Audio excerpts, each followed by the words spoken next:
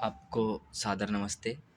जैसा कि आप लोगों को पता है और आपके आग्रह से ही मैंने ये टीचिंग एप्टीट्यूड का जो पाठ्यक्रम है वो शुरू किया है और मैं चाहता हूँ कि आप लोग मेरा पूरा साथ दें और चैनल को प्रमोट करें और लाइक और सब्सक्राइब करें। तो मैं आपके लिए इसी प्रकार का ही, अगर आप मेरा उत्साहवर्धन करेंगे तो मैं आप लोगों को इसी प्रकार से आगे सारी जो एक एक यूनिट है उसको मैं आपको क्लियर करूँगा।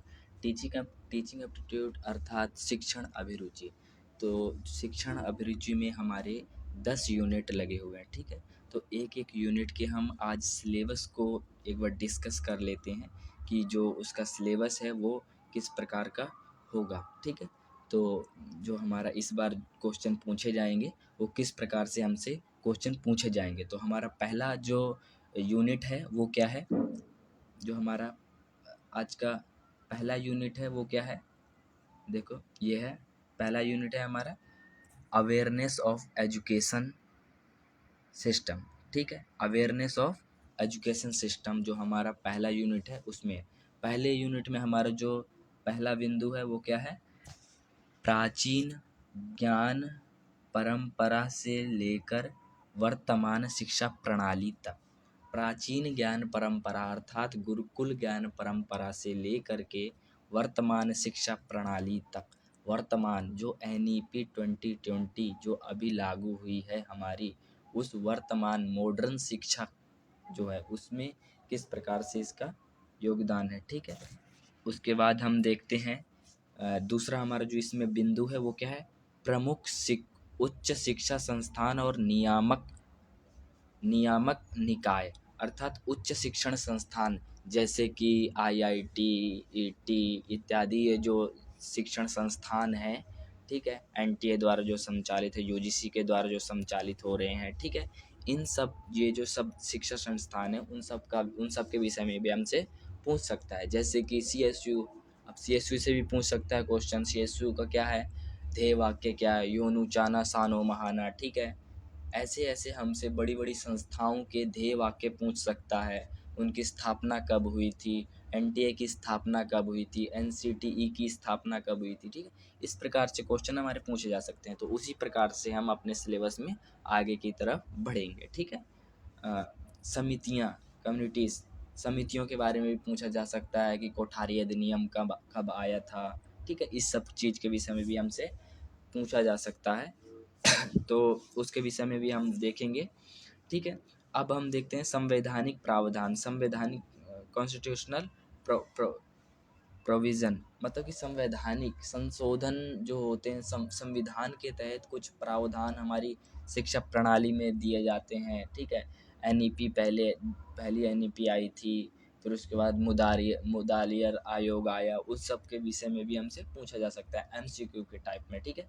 तो उसी से ही हम क्या है, इस प्रकार से हम पहले यूनिट में आपको मैं पहले यूनिट के सभी क्वेश्चन जो पूछे जा सकते हैं ऑब्जेक्टिव और सब्जेक्टिव, इसके विषय में एक दिन हम चर्चा करेंगे। फिर उसके बाद आगे हम चर्चा इसी प्रकार से करेंगे, ठीक है। तो हमारा देखो दूसरा यूनिट क्या है, डाइवर्सिटी इन लर्नर्स, सी, ठीक है। शिक्षार्थियों में विविधता, शिक्षार्थियों में विविधता कैसे हो सकती है, डाइवर्सिटी मतलब कि रचनात्मक, क्रिएटिविटी, ठीक है। पर्सनैलिटी व्यक्तित्व, रचनात्मक मतलब कि सोचने की क्षमता, क्रिएटिविटी जो है चिंतन शक्ति, वो सब में अलग अलग होती है। अगर सभी व्यक्ति एक ही समान सोचेंगे तो क्या है, दुनिया एक ही समान चलेगी, ठीक है। तो उसके विषय में भी हमसे लॉजिक वाले क्वेश्चन पूछे जा सकते हैं, ठीक है। और दूसरा है हमारा पर्सनैलिटी अर्थात व्यक्तित्व, सभी व्यक्तियों का व्यक्तित्व अलग अलग होता है, ठीक है। उसके बारे में बुद्धिमत्ता, इंटेलिजेंसी, उस पर भी हमारा क्वेश्चन पूछा जा सकता है कि बुद्धि कितने प्रकार की होती है, तो बुद्धि कौन कौन सी होती है, ठीक है। रुचि, इंटरेस्ट, ठीक है। सीखने की प्राथमिकता, ठीक है। तो लर्निंग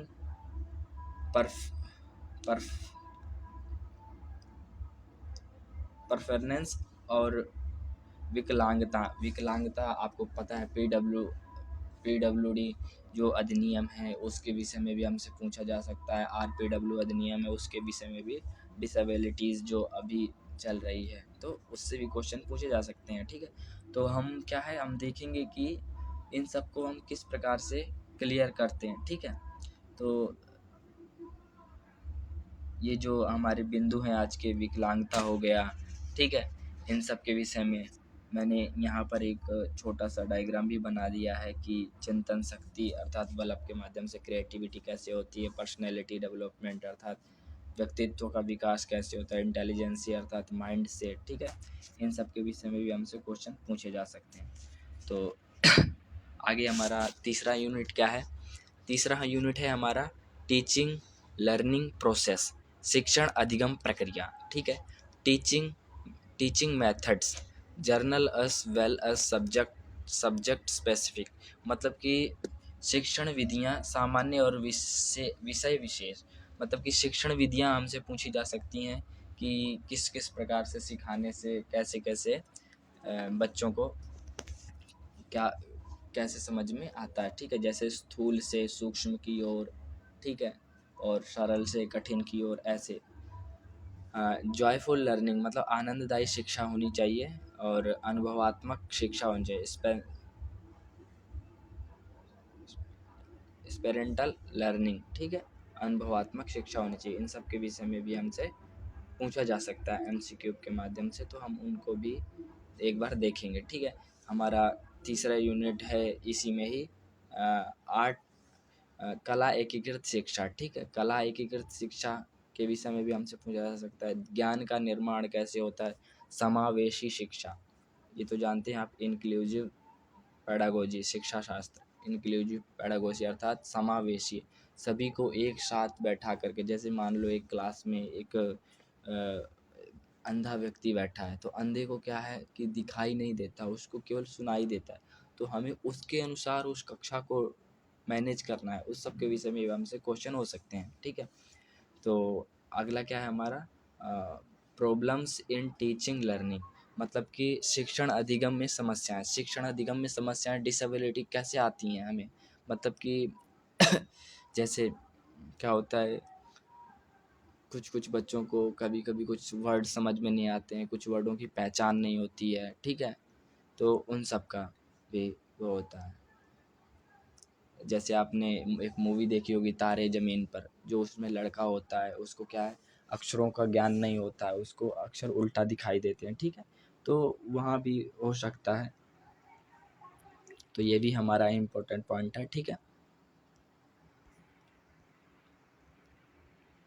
और हमारा यूनिट 4 है। यूनिट 4 में क्या है, असेसमेंट है, मूल्यांकन, आंकलन, ठीक है।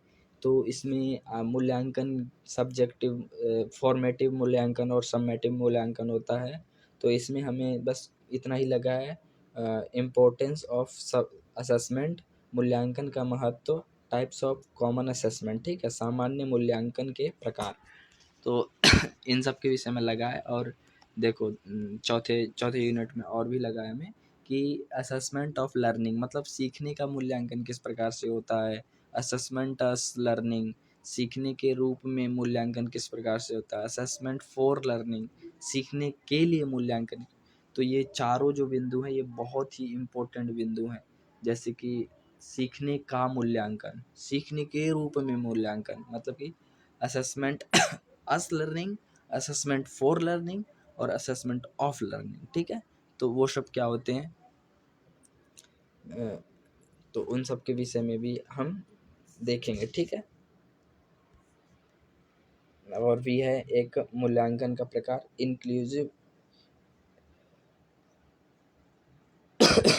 मतलब विशेष के साथ समावेशी मूल्यांकन, मतलब कि जो जर्नल है और स्पेशल का, उसका मूल्यांकन किस प्रकार से होता है। विशेष विशेष आवश्यकता वाले छात्रों का संवर्धन, ठीक है, वो सब कैसे होता है, वो सबको भी हम देखेंगे, ठीक है ना, बारीकी से एक बार हम देखेंगे। और हमारा जो पांचवा जो बिंदु है वो है हमारा, जो पांचवा बिंदु है हमारा वो है क्लासरूम मैनेजमेंट, कक्षा प्रबंधन। कक्षा प्रबंधन क्लासरूम बिहेवियर होता है पहले तो, मतलब कक्षा का व्यवहार, मतलब कक्षा में किस किस प्रकार से बच्चे रहते हैं, किस प्रकार का व्यवहार होता है, किस प्रकार का व्यवहार करना चाहिए, किस प्रकार का छात्रों को व्यवहार करना चाहिए, और किस प्रकार से अध्यापक को छात्रों के प्रति व्यवहार करना चाहिए, ठीक है। इन सब के विषय में भी क्या है हम देखेंगे। तो इन सब का भी आज मैं आपके साथ केवल जो ये अ, जो ये केवल सिलेबस है, जो आज सिलेबस है उसके विषय में केवल मैं डिस्कस कर रहा हूँ, ठीक है। उसके बाद हम क्या है सारे सिलेबस के एक एक जो यूनिट है उसके बारे में हम देखेंगे ध्यान से। हमारा फिर क्या है सहकारी और सहयोगात्मक शिक्षण जैसे विभिन्न गतिविधियाँ और तकनीकें, ठीक है। तो पाँचवीं में भी और क्या है क्लासरूम मैनेजमेंट में पॉजिटिव डिसिप्लिन, मतलब कि जो क्या है कि पॉजिटिव डिसिप्लिन मतलब कि सकारात्मक अनुशासन, मतलब कि पॉजिटिव हमेशा ही हमें शिक्षक जो होता है एक वो क्या है छात्र को पॉजिटिव चीज़ों के विषय में, अर्थात अगर कोई छात्र गलत भी बोल रहा है तो उसको हमें सांत्वना देनी है कि हाँ आप सही बोल रहे हो पर इस चीज़ को आप ठीक कीजिए, ठीक है। ऐसे सकारात्मक जो अनुशासन है हमें बनाना है। एक्टिव एंड इंगेजिव क्लासरूम, सक्रिय और संलग्न कक्षा, ठीक है। सक्रिय कक्षा होनी चाहिए, निष्क्रिय नहीं होनी चाहिए, और किसी न किसी कार्य में संलग्न रहनी चाहिए, इस प्रकार का हमें माहौल बनाना है, ठीक है। क्रिएटिंग इंक्लूसिव क्लासरूम, समावेशीय कक्षा बनाना है, ठीक है। तो इस सब पे हम ध्यान देंगे, ठीक है। और छठा हमारा यूनिट क्या है, छठा यूनिट है role and responsibility of a teacher, एक शिक्षक की भूमिका और जिम्मेदारियां क्या होनी चाहिए, ठीक है। उन सब विषयों में जैसे कि personal and professional characters of teachers, मतलब कि शिक्षकों की व्यक्तिगत और व्यावसायिक विशेषताएं, मतलब कि जो शिक्षक की व्यक्तिगत विशेषताएं होती हैं कुछ और व्यावसायिक विशेषताएं। व्यक्तिगत विशेषताओं को व्यावसायिक विशेषता में नहीं जोड़ना, मतलब क्लासरूम में क्या है अपने घर की जो समस्या है उसको क्लासरूम में नहीं लाना है, इस प्रकार के भी हमसे क्वेश्चन हो सकते हैं। जैसे कि हमारी अगला पॉइंट है values and morals for our great and ancient traditional, मतलब हमारी महान प्राचीन परंपरा से मूल्य और नैतिकता, मतलब कि जो हमारी परंपरा है उस सब से हमें मूल्य और नैतिकता का किस प्रकार से ज्ञान होता है। फिर क्या है कि फिर है गुरु शिष्य परंपरा, गुरु शिष्य परंपरा, प्राचीन गुरु शिष्य परंपरा कैसी थी, अभी गुरु शिष्य परंपरा कैसी है, उस सब के विषय में भी हम ध्यान से देखेंगे, ठीक है। फिर क्या है इथिक्स ऑफ टीचिंग प्रोफेशन, मतलब कि शिक्षक पेशे की नैतिकता, शिक्षण पेशे की नैतिकता, मतलब कि इथिक्स ऑफ टीचिंग प्रोफेशन, मतलब कि जो हमारा शिक्षण पेशा है एक उसकी नैतिकता क्या होनी चाहिए, उसका मोरल क्या होना चाहिए, ठीक है। Teachers as a leader and co learner, शिक्षक एक सुगमकर्ता और सह शिक्षार्थी के रूप में है। सुगमकर्ता मतलब कि उसके मार्गों को या उसको जो समझना है उन सबको क्या है ठीक बनाता है। हमारा ये सातवां है awareness about a recent educational interest, मतलब कि हाल की शैक्षिक पहलों के बारे में जागरूकता, मतलब कि आरपीडब्ल्यू एक्ट 2016, ठीक है। इन सब के विषय में हम ध्यान से देखेंगे, ठीक है। फिर उसके बाद एनईपी नेशनल एजुकेशन पॉलिसी, एनसीएफएफएस 2022, ठीक है, एनसीएफएसई 2023, ठीक है। इस सब के बारे में भी हम ध्यान से देखेंगे, ठीक है।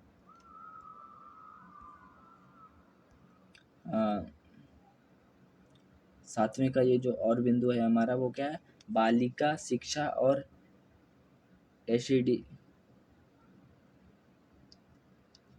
एसीडीजी की शिक्षा को बढ़ावा देने के लिए स्थानीय योजनाएं, मतलब बालिका शिक्षा और एसीडीजी शिक्षा इन सब के विषय में भी हम देखेंगे, मतलब कि लोकल टाइप में किस प्रकार से उसको बढ़ावा दिया जा सकता है।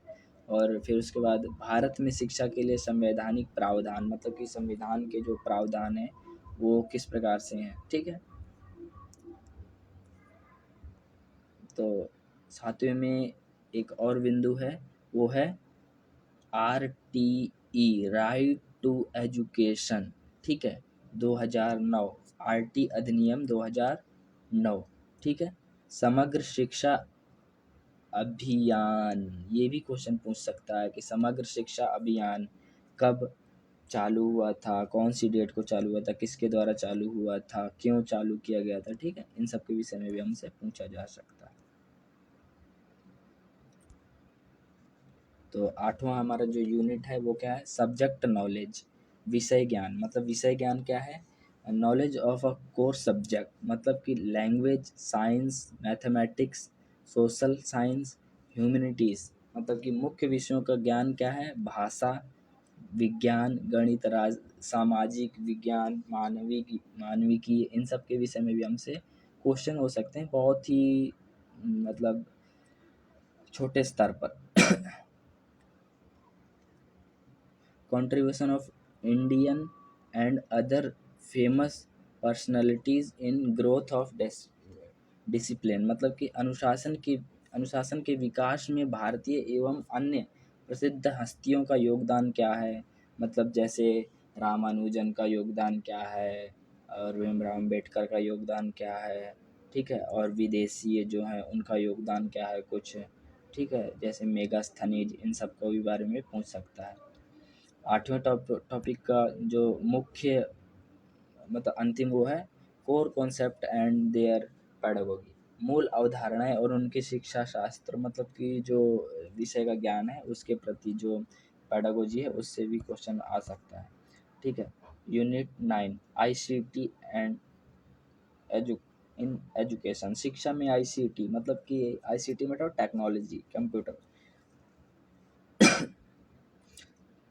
क्या है, हालिया विकास और भविष्य की प्रौद्योगिकी, recent development and future technology, मतलब कि हाल ही की जो शिक्षा के विकास में जो टेक्नोलॉजी का यूज हो रहा है वो किस प्रकार से हो रहा है, ठीक है। और दूसरा है गवर्नमेंट आईसीटी इंटीग्रेटिव लाइक दीक्षा निशा दीक्षा निष्ठा, स्वयं, पीएम, ई दिव्या, ई विद्या, प्रशस्ति, स्वयं आदि सरकारी आईसीटी पहल ये किस प्रकार से हैं, कब लॉन्च हुई, कौन सा टूल किसके लिए प्रयोग होता है, ये सब भी आ सकता है। 10वां जो हमारा यूनिट है वो है नरेटिव्स, कथाएं, मतलब कि based on ideas of personalities like Gandhi, Vivekananda, Krishnamurti, Aurobindo, Savitribai Phule, ठीक है, गिज्जू भाई, बधेका, टैगोर, एटसेट्रा, ठीक है। इन सब के विषय में भी हमसे पूछा जा सकता है। और अंतिम इसका अंतिम यूनिट है वो क्या है, नरेटिव्स, कथाएं। सम नरेटिव्स में be taken from guiding documents like NEP 2020, NCF, etc. कुछ विवरण मार्गदर्शक दस्तावेजों जैसे NEP 2020, NCF आदि से लिया जा सकता है। NEP किसके द्वारा, के कस्तूरी रंजन के द्वारा लाई गई थी, कब लाई गई थी, प्रस्तावित कब हुई थी, इसमें कितने अध्याय हैं, इन सब के विषय में भी हमसे पूछा जा सकता है। तो मैं जहाँ तक कहूँगा तो इसको हम एक एक पार्ट को अच्छे से MCQ के रूप में अच्छे से हम देखेंगे, ठीक है। तो इसकी हम कम से कम 15 वीडियो देखेंगे। तो 15 वीडियो में हम इस पूरे सिलेबस को कंप्लीट करेंगे। और आप सभी का बहुत बहुत धन्यवाद, आपने इतनी देर तक सिलेबस देखा और इसको देखिए। और मैं आपको प्रॉमिस करता हूँ कि पूरी की पूरी जो पूरा का पूरा सिलेबस है उसको कवर करने की कोशिश करूँगा। तो धन्यवाद, थैंक्स।